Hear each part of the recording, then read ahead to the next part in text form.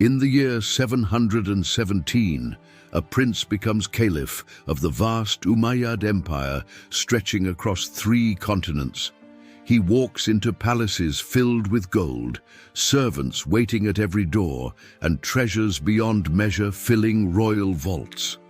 Within hours, he orders it all returned to the people, choosing a simple house over marble halls of power. His name is Omar Ibn Abd al-Aziz, and his story defies everything we know about rulers and power. This man ruled for only 2 years, 5 months and 4 days, yet historians call him the 5th rightly guided Caliph.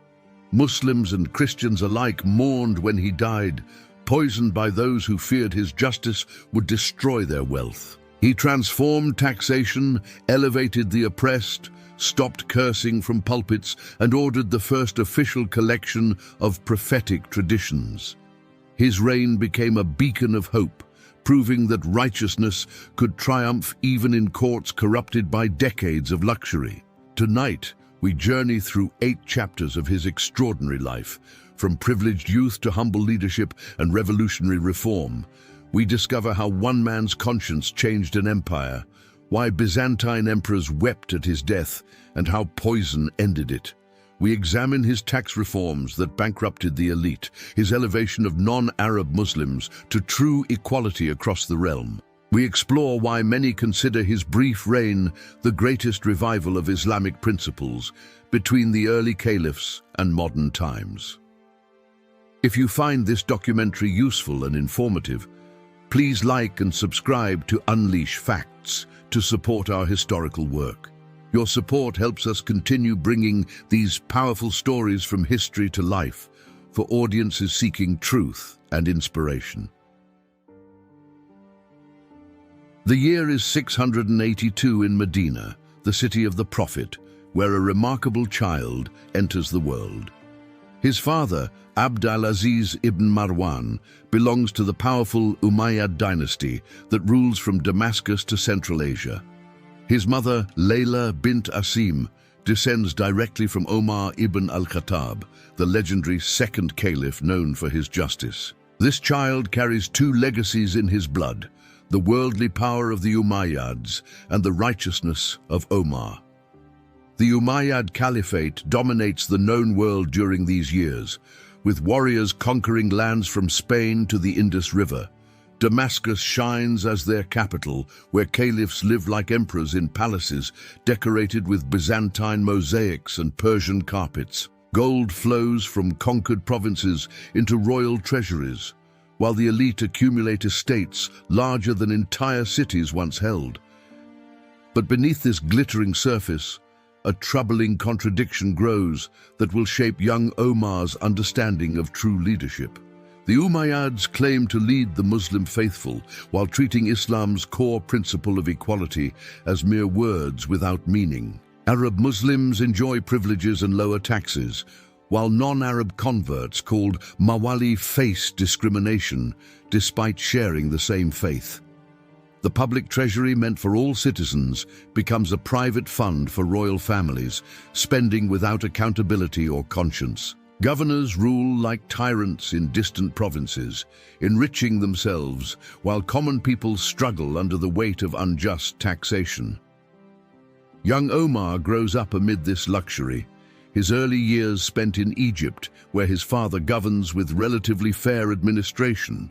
His father recognizes something special in the boy and sends him to Medina to be educated by the greatest scholars. Salih ibn Kaysan becomes his teacher, a man of profound learning who plants seeds of piety in fertile young soil. Omar sits at the feet of Abdullah ibn Omar, his mother's uncle, absorbing lessons about justice from a companion's son. Stories tell us that Omar ibn al-Khattab himself predicted this descendant would rule, though he died decades before the birth. The second caliph once heard a milkmaid refusing her mother's order to mix water with milk to cheat their customers. When asked why she refused despite the caliph being absent, the girl said that Allah sees even when rulers cannot. Omar ibn al-Khattab arranged her marriage to his son, praying that her descendants would bring justice back to Arabia. That prayer finds its answer in young Omar, though his path to righteousness follows an unexpected route through worldly pleasure. As a youth in Damascus, he becomes known for expensive perfumes that announce his presence before he enters any room. His clothes cost hundreds of dirhams each. His lifestyle mirrors the luxury that defines Umayyad princes of his privileged generation. He enjoys fine food, comfortable living, and all the pleasures that unlimited wealth and noble birth can provide to anyone. Yet beneath this surface, his education in Medina planted deep roots that will later transform everything about his character and choices. He studies Islamic jurisprudence, memorizes prophetic traditions, and absorbs the principles of governance that defined the early rightly guided period. These years of learning create a foundation that remains dormant during his youth but will burst forth with power later on. The seeds of transformation lie waiting for the moment when responsibility forces him to choose between comfort and conscience entirely. In the year 706, Caliph al-Walid ibn Abd al-Malik appoints his cousin Omar as governor of Medina. The previous governor ruled with such harshness that complaints flooded Damascus daily from citizens suffering under his oppressive hand administration. Al-Walid hopes that Omar's education in Medina and his connection to Omar ibn al-Khattab's lineage will restore peace there. Omar accepts the position, but immediately establishes something revolutionary, a council of advisors to guide his every governmental decision. This council includes the most learned scholars and pious men of Medina, voices who had been silenced under previous governors' rule. Before making any decision, Omar consults them, listens carefully to their guidance, and implements policies based on Islamic principles. He opens his doors to common citizens, encouraging anyone with complaints or suggestions to approach him without fear or hesitation. Rewards ranging from 100 to 300 dirhams go to anyone reporting official misconduct in his administration throughout the region. The transformation proves remarkable, as complaints to Damascus cease almost entirely within months of Omar beginning his governance tenure. Roads improve, public works expand, and justice becomes accessible to rich and poor alike under his fair and transparent system. He treats non-Muslims with dignity and respect, ensuring their rights are protected according to Islamic law without discrimination or abuse. Markets flourish as merchants appreciate the honest administration that doesn't demand bribes or impose arbitrary regulations on their honest business. His reputation spreads across the caliphate like wildfire, reaching provinces suffering under brutal governors who rule like unchecked tyrants everywhere. Refugees begin flowing into Medina from Iraq, fleeing the terrifying al-Hajjaj ibn Yusuf, whose cruelty becomes legendary across the empire. These refugees find sanctuary under Omar's protection, a fact that enrages al-Hajjaj, who sees this as a direct challenge. Al-Hajjaj pressures Caliph al-Walid relentlessly, demanding Omar's removal from the governorship that embarrasses other administrators through its stark contrast. In 712, al-Walid reluctantly removes Omar from his position in Medina, despite the governor's obvious success there. The people of Medina mourn the loss of their just administrator, knowing that few rulers will ever match his character. Omar returns to Damascus, where he remains in the Caliph's court, respected but no longer holding official power over anyone.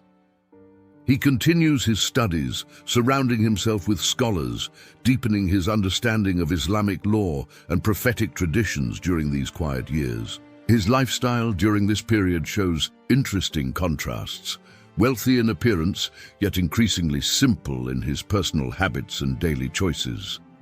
He marries Fatima, daughter of Caliph Abd al-Malik, connecting him even more closely to the Umayyad royal family's inner circle. Yet those who know him notice a growing detachment from worldly pleasures, a contemplation about power's purpose and responsibility's weight. He watches as caliphs come and go, each ruling with varying degrees of justice or tyranny, luxury or relative restraint.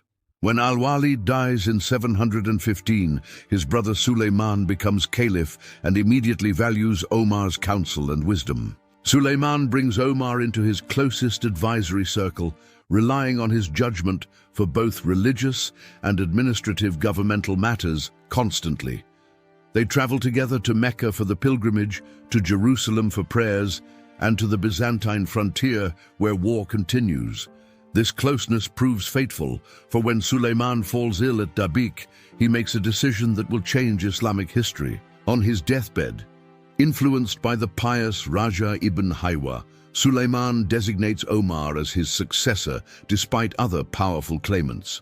Omar initially refuses, but the dying caliph insists, and the Council of Elders agrees to honor Sulayman's final legitimate wish. On the 22nd of September in 717, Omar Ibn Abd al-Aziz becomes the 8th Umayyad Caliph. Everything he learned, everything he observed, everything his conscience demanded will now face its ultimate test under absolute power's weight. Omar receives news of his appointment while standing beside Sulayman's fresh grave in the Syrian frontier town of Dabiq's camp. Officials bring him the royal riding animals, magnificent horses and mules reserved exclusively for caliphs traveling in appropriate grandeur and style. Omar points instead to a small white mule, mounts it simply, and rides away without ceremony or pretense toward Damascus. His first act as commander of the faithful signals everything that will follow in the next 2 years and 5 months.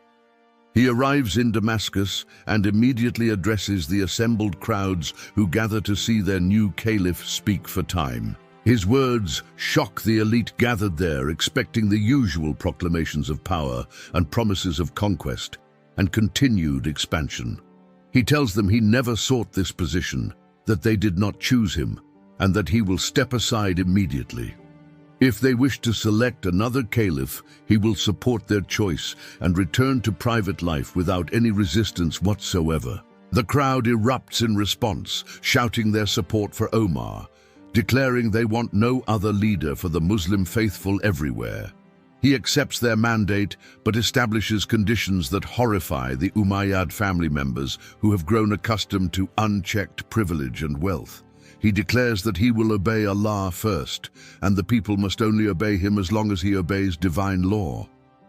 Anyone accompanying him must help the needy, do good works, guide toward righteousness, avoid backbiting, and mind their own business.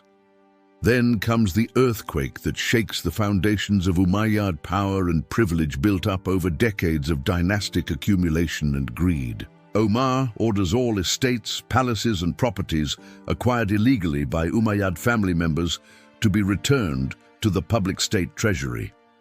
Jewels, gold, fine clothes, horses, servants, and accumulated wealth must go back to the people from whom it was taken.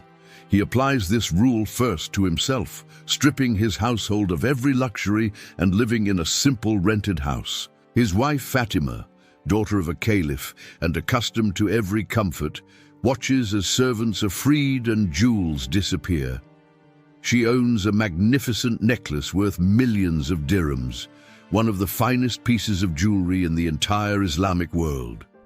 Omar tells her gently but firmly that she must choose, keep the necklace or keep him as her rightful husband. Fatima makes her choice and surrenders the necklace to the treasury, choosing to live simply beside her husband in poverty. The Umayyad family erupts in fury as their wealth disappears into public coffers, their comfortable lives suddenly facing genuine financial constraint. They argue, they plead, they threaten, but Omar remains unmoved by their protests, applying Islamic law without favoritism or mercy.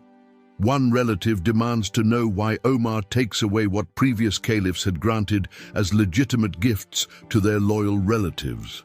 Omar responds that previous caliphs gave away what was not theirs to give, and he is merely restoring stolen property. The transformation extends beyond mere wealth redistribution to fundamental changes in how the caliphate operates daily in every administrative aspect. Omar abandons the grand caliphal palace and moves his family into a modest dwelling that ordinary citizens might easily afford. He walks through markets without guards, talks with common people, listens to complaints, and handles administrative business from his simple home. His meals consist of basic bread, olive oil, and dates, the same food that sustained the Prophet and his companions long ago. When officials try to buy him expensive garments befitting his position, he refuses everything costing more than 14 dirhams per piece. He touches the cheap fabric and remarks how soft it feels compared to the harsh, expensive clothes he wore before. His transformation from perfumed prince to ascetic ruler becomes the talk of the entire empire, from Spain to Central Asian frontiers. People begin calling him the fifth rightly guided Caliph, placing him alongside Abu Bakr, Omar, Uthman, and Ali in reverence. The most revolutionary aspect of Omar's reign comes through his complete overhaul of the taxation system across the entire caliphate. For decades, non-Arab Muslims called Mawali have suffered discrimination despite converting to Islam and professing the same faith as Arabs. They continue paying jizya, the tax levied on non-Muslims, even after converting, a practice that contradicts Islamic law completely. Governors discourage conversion because each new Muslim reduces tax revenue, creating a system where faith becomes secondary to financial considerations. Omar declares this practice ends immediately throughout all provinces of the Islamic Empire, from the Atlantic to Central Asian boundaries. All Muslims, regardless of ethnicity or origin, will pay the same taxes, zakat for Muslims, nothing more based on ancestry. Non-Muslims will continue paying jizya as Islamic law requires, but conversion means immediate exemption from this tax without any exceptions. The policy threatens to bankrupt provincial treasuries that have relied on discriminatory taxation to fund operations for many past decades. Provincial governors send panicked letters to Damascus warning that conversions will destroy their ability to fund basic governmental operations and services. Omar's response becomes legendary, revealing his priorities with clarity that shocks administrators accustomed to prioritizing revenue over religious principle always. He writes back that he became caliph to invite people to Islam, not to serve as a mere tax collector. If treasury revenues decline because people embrace Islam, then the treasury must adapt rather than obstruct people's path to faith. The policy sparks an unprecedented wave of conversions across Persia, Egypt, North Africa, and Central Asia almost immediately after implementation. People who had resisted conversion for decades due to financial penalties now embrace Islam freely without economic punishment for devotion. Entire villages convert together, changing the demographic character of the empire fundamentally within months of Omar's decree being announced everywhere. The center of Islamic civilization begins shifting from Arab heartlands toward Persian and Egyptian territories, where conversion rates explode dramatically. To compensate for lost jizya revenue, Omar implements a new land tax system that taxes land productivity regardless of owner's religion. When Mawali convert to Islam, their land becomes village property but remains taxable, ensuring revenues while removing discriminatory personal taxation. The system proves brilliant in its fairness, treating all believers equally while maintaining sufficient revenue for governmental operations and public welfare. Productivity actually increases as people feel invested in the system rather than exploited by it for the first time. Historical records indicate that revenue from Persia alone increases from 28 million to 124 million dirhams annually. This remarkable increase results from enthusiastic compliance by populations who finally feel their government represents justice rather than mere extraction. Omar extends his reforms beyond taxation to include wages, requiring state officials to receive fixed salaries rather than taking bribes. Unpaid labor becomes illegal across the empire, protecting workers from exploitation that had been common under previous administrations for generations. Pasture lands and hunting reserves previously monopolized by nobility are distributed to poor farmers for cultivation and productive agricultural use. Roads, canals, rest houses for travelers, and medical dispensaries are constructed throughout Persia, Khorasan, and North African territories extensively.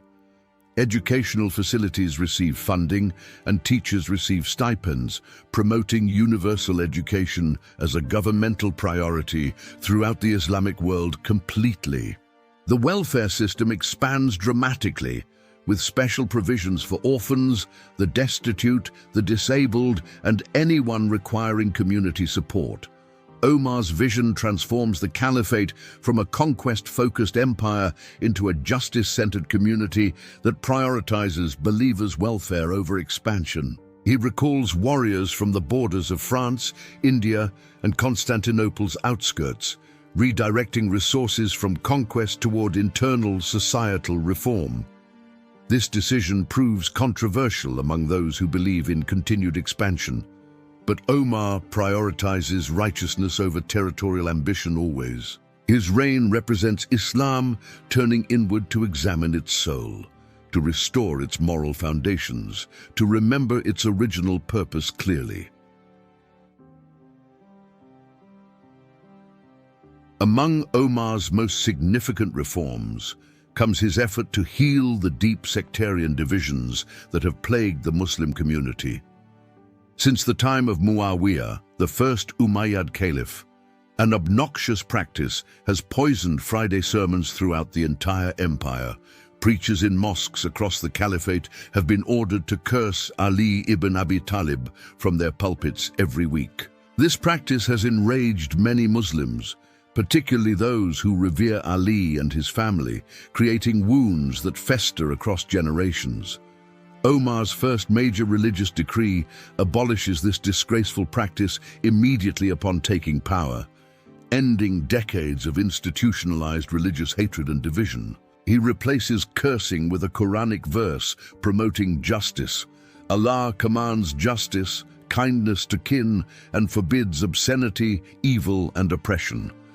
This verse becomes the new standard recited in Friday sermons throughout the Islamic world, replacing hatred with divine guidance toward righteousness. The change brings tears to many who had suffered hearing their beloved companion cursed by state-sponsored preachers for far too long. Omar extends fairness to all groups, treating the family of the Prophet with dignity and returning to them properties seized. The Garden of Fadak, which had belonged to the Prophet's daughter Fatima, is restored to the family after decades of denial. He reaches out to the Kharijites, inviting their leaders to Damascus for open dialogue about their grievances and theological differences. While he cannot accept their extreme positions, he treats them with respect, attempting reconciliation where previous caliphs had only used violence. Perhaps Omar's greatest legacy comes through his revolutionary decision to preserve Islamic knowledge systematically through official governmental support and organization. He recognizes that prophetic traditions exist scattered across the empire in the memories of elderly scholars who are dying yearly. If these traditions are not collected and written down soon, irreplaceable knowledge will disappear forever with the passing of this generation. He commissions the empire's greatest scholars to begin the first official, systematic collection of hadith supported by state resources and authority. The scholar Muhammad ibn Shihab al-Zuhri receives the task of compiling traditions in Medina with governmental backing and full financial support. Abu Bakr ibn Muhammad ibn Hazm receives similar orders, working to gather every authentic saying and action of the Prophet systematically. Other scholars throughout the empire receive stipends and support to collect, verify, and record prophetic traditions before they vanish from memory. This project becomes the foundation of Islamic religious sciences, preserving guidance that will benefit Muslims for all future generations across centuries. Omar also orders the preservation of the Prophet's biography, the Sirah, recognizing its importance for understanding Islam's practical application in life. He mandates universal education throughout the empire, establishing schools and paying teachers to instruct children regardless of their family's economic circumstances. The pursuit of knowledge becomes a governmental priority rather than a luxury available only to the wealthy elite who can afford it. Libraries expand, scholars receive patronage, and intellectual life flourishes under Omar's encouragement in ways not seen since earliest Islamic period. His religious tolerance extends to Christians, Jews, and Zoroastrians who enjoy protection and freedom to practice their faiths without persecution or harassment. In Damascus, he orders the Basilica of John the Baptist returned to Christians after it had been converted into a mosque. He sends emissaries to China and Tibet, inviting their rulers to learn about Islam through peaceful dialogue rather than conquest. The empire's first Quran translation into another language, Sindhi, occurs at his direction when the Raja of Sindh requests one. Religious officials are forbidden from entering private business ventures that might create conflicts of interest or corruption in their sacred duties. Judges receive clear guidelines to exhaust all possibilities based on Quran and prophetic tradition before resorting to personal opinion in rulings. Omar surrounds himself with the greatest scholars of the age, like Muhammad ibn Ka'b and Maimun ibn Mehran, for constant guidance. His own knowledge becomes so profound that scholars call him the teacher of teachers, the repository of understanding about early Islam. Omar's relentless reforms create a growing circle of enemies among those who had profited from the corrupt system he dismantles daily. The Umayyad family members stripped of their ill-gotten wealth plot constantly to undermine his authority and restore their former privileged positions. Provincial governors, dismissed for corruption, harbor deep resentment against the Caliph, who destroyed their comfortable arrangements and exposed their dishonesty.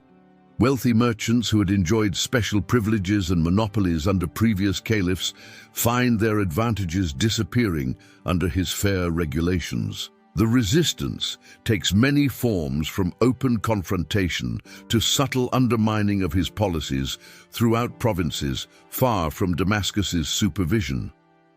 Some governors implement his orders slowly or incompletely, hoping to maintain their personal advantages while appearing to comply with directives. Umayyad princes complain loudly that Omar is destroying the family's position and wealth, endangering their future security and political power.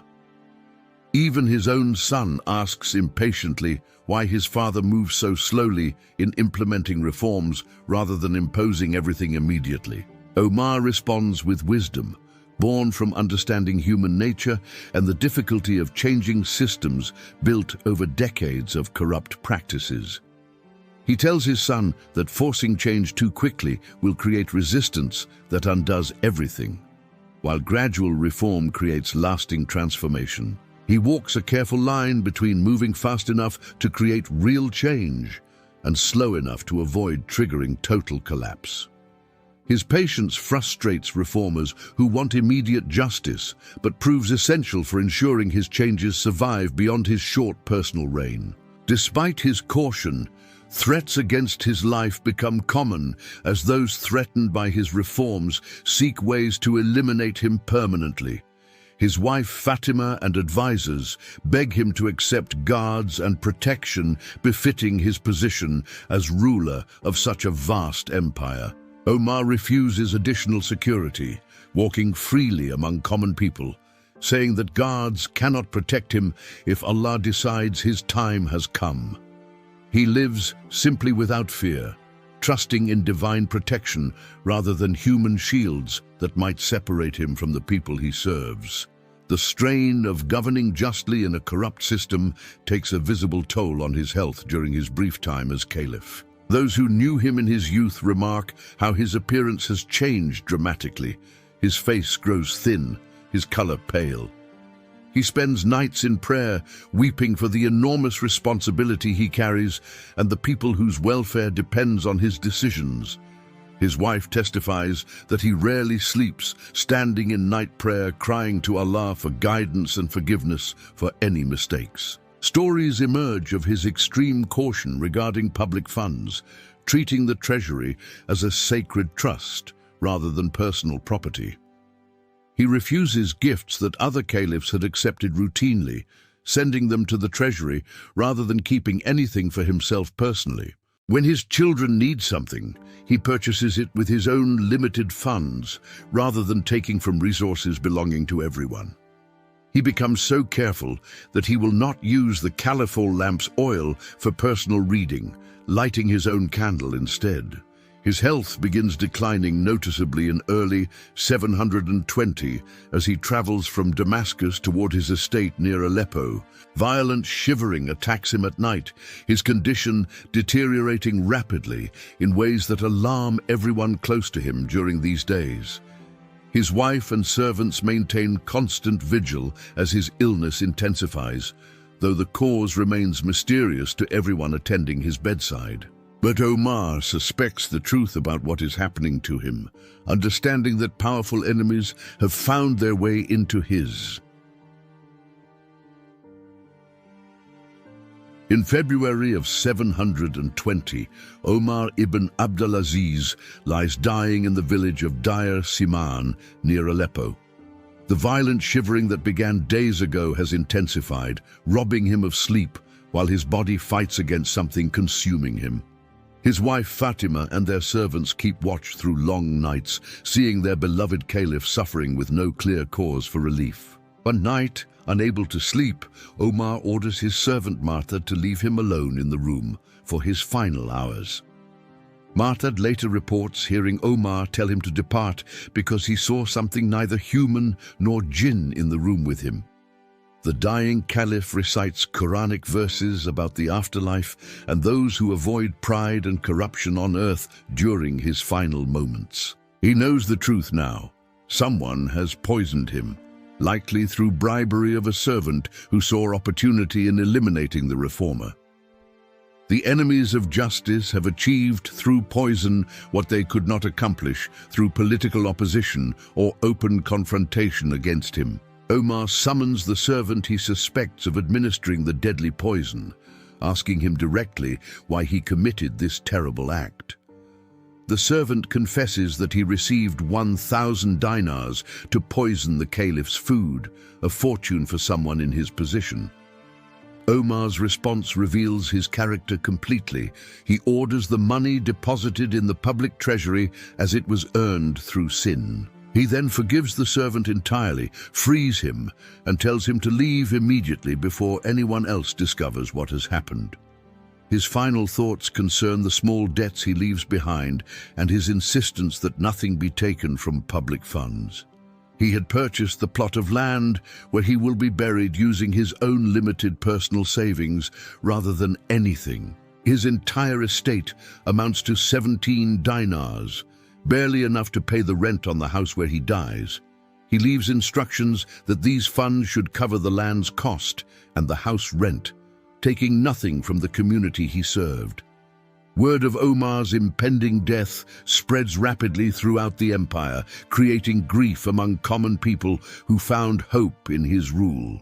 Christians and Jews join Muslims in mourning, for he had protected their rights and treated them with dignity unprecedented under Umayyad governance. The poor weep for their champion who ensured their welfare.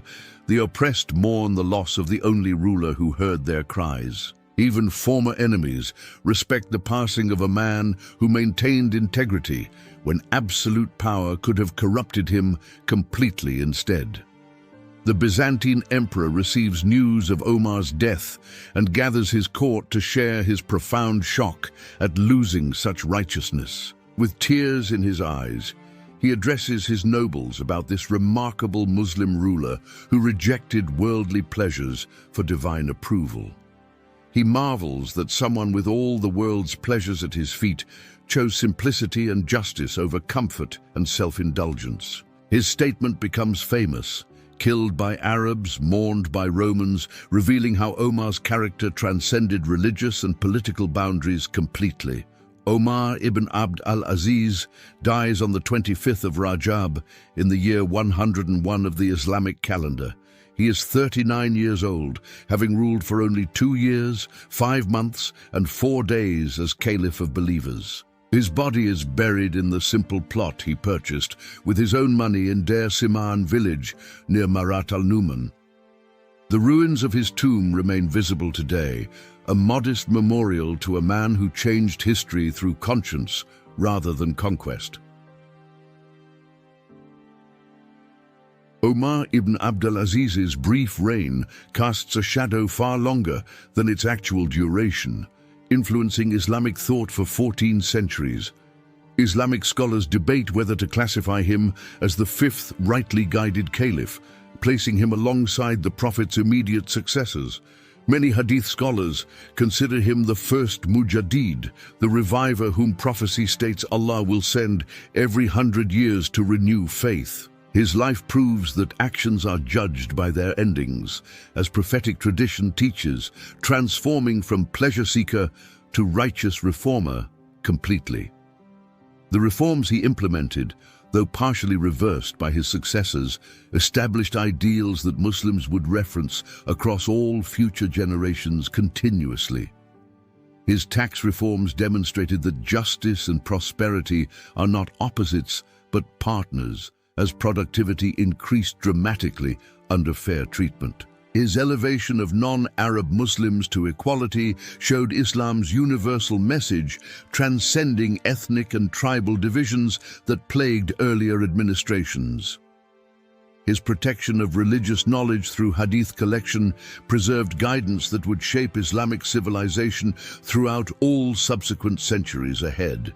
Perhaps most significantly, Omar proved that righteousness could exist at power's summit, that wealth need not corrupt those who possess it. He showed that a ruler could live simply while governing vast territories, could distribute rather than accumulate, could serve rather than dominate. His example challenged every subsequent Muslim ruler, providing a standard against which their governance would be measured by their subjects forever. When later caliphs lived in luxury while people starved, Muslims would remember Omar, who ate bread while ensuring nobody went hungry. The contrast between Omar and other Umayyad caliphs became so stark that traditional sources treat him differently from his dynasty. While other Umayyads are viewed as kings focused on worldly power, Omar alone is considered an authentic caliph serving divine will. This distinction reflects historical reality. He genuinely attempted to govern by Islamic principles rather than merely using religion to legitimize dynastic power. His refusal to continue the Umayyad practice of cursing Ali healed wounds and began reconciliation between divided segments of Muslim community. Modern historians recognize Omar's reign as unique in attempting comprehensive reform rather than merely tinkering with existing corrupt systems and structures. He understood that justice requires systematic change, not occasional acts of charity that leave fundamental problems untouched and continuing to harm. His approach combined immediate moral transformation with gradual institutional reform, balancing idealism with practical understanding of human resistance to change.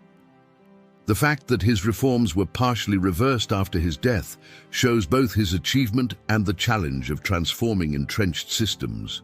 Omar's legacy extends beyond Islamic history to broader questions about leadership, conscience, and the corrupting nature of absolute power completely.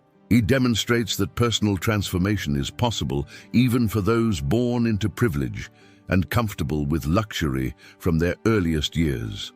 His education in Medina planted seeds that flowered when responsibility demanded he choose between his principles and his personal comfort entirely. The choice he made reveals that character ultimately matters more than circumstances, that conscience can triumph over convenience when seriously tested. His death by poisoning illustrates the danger reformers face from those whose wealth depends on injustice, continuing without interruption or accountability. The fact that he forgave his assassin reveals spiritual development beyond mere political reform, showing inner transformation matching his external changes. His final concern for paying debts from personal funds rather than public treasury demonstrates integrity maintained until his very last breath. These details matter because they show Omar's reforms flowed from genuine conviction rather than political calculation or desire for historical reputation. For Muslims today, Omar represents proof that Islamic principles can govern effectively when implemented sincerely by leaders of genuine faith and character. For all people, regardless of faith, he represents the possibility of choosing justice over comfort, service over self-indulgence, principle over profit. His story reminds us that 2 years of righteous leadership can outweigh decades of corrupt governance in terms of lasting historical impact. It teaches that true legacy comes from character and conviction, not from length of rule or size of territory controlled during one's time. Omar Ibn Abd al-Aziz ruled for barely 2.5 years, yet his impact echoes across 14 centuries of history. He proved that one person's conscience can transform empires, that righteousness need not surrender to the temptations of absolute, unlimited power. From perfumed prince to ascetic caliph, his transformation shows that personal change is possible regardless of our backgrounds or earlier choices. His revolutionary tax reforms demonstrated that justice and prosperity strengthen each other rather than existing as opposing forces in constant tension. His elevation of non-Arab Muslims to genuine equality showed Islam's universal message transcending the ethnic divisions that had corrupted earlier governance. His protection of prophetic knowledge through systematic hadith collection preserved wisdom that continues guiding billions of believers across the world today. His healing of sectarian divisions by ending cursing from pulpits began reconciliation that Muslims still seek to complete in our modern times. Historians call him the fifth rightly guided caliph because he embodied principles that defined the prophet's immediate successors and their righteous governance.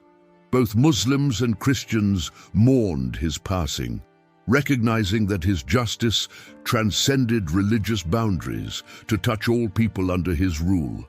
The Byzantine emperor wept, marveling that anyone with the world's pleasures available would choose simplicity, justice, and divine approval over worldly comfort. Omar's story matters today because it addresses timeless questions about power, conscience, and the possibility of governing with genuine integrity and righteousness.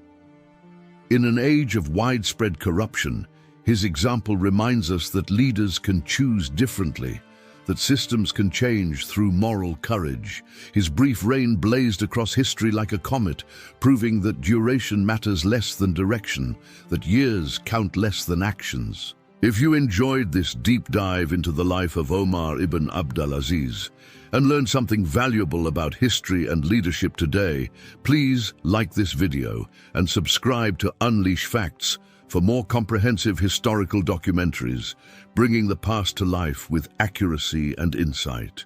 Your support enables us to continue creating detailed historical content that explores the lives of remarkable figures who shaped our world completely. Thank you for watching this exploration of a prince who chose justice over power and forever changed our understanding of righteous leadership.